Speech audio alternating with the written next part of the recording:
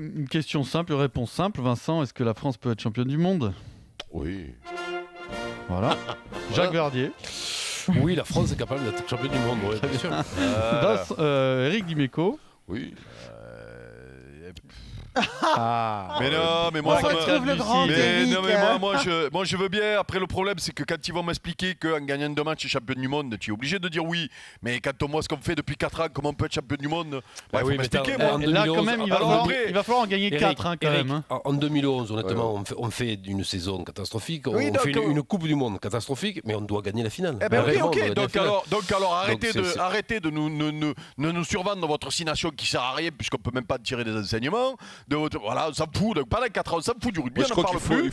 Et après, on fait donc 2 mois de préparation et on gagne la Coupe du Monde. Allez, voilà. J'ai compris, Maryse, ça marche.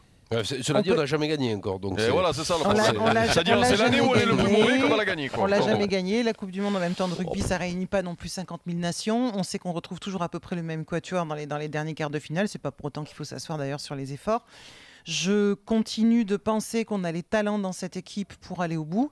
Et que c'est toujours un petit peu pareil. Les Français, on sait très bien que c'est toujours quand ils ont du mal qu'ils arrivent à aller au bout. Donc ça va dépendre un peu de l'état de fraîcheur et de comment. Oui, c'est vrai, mais c'est allé si proche et tu sais très bien que entre un grand résultat et puis celui qui est juste en dessous, des fois il n'y a pas grand-chose. Il y a effectivement, tu le disais tout à l'heure, un arbitre un peu plus d'un côté ou de l'autre, une composition d'équipe qui soit parfaite, pas trop de blessés sur le banc.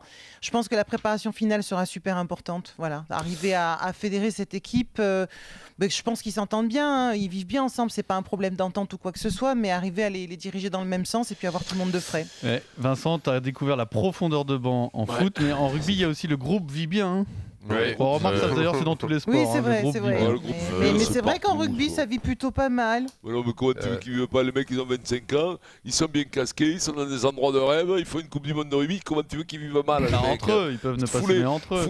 Les mecs, tu les mets les mêmes, tu les fous sur une chantier de avec maçonnerie avec 40 degrés, tu vas voir s'ils vont bien vivre. T'as que des copains en club, bien compris quand même que c'est pas de ça dont on parle, non? Ah, mais non, mais si, j'avais des copains, des fois, il y a eu 2-3 mecs.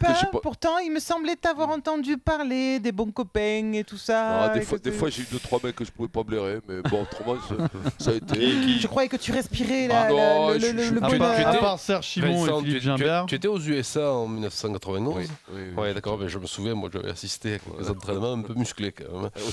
C'était. La France peut-elle être championne du monde? Des monde? entraînements qui finissaient un grand coup de rugby, bagarre générale, entraînement. On va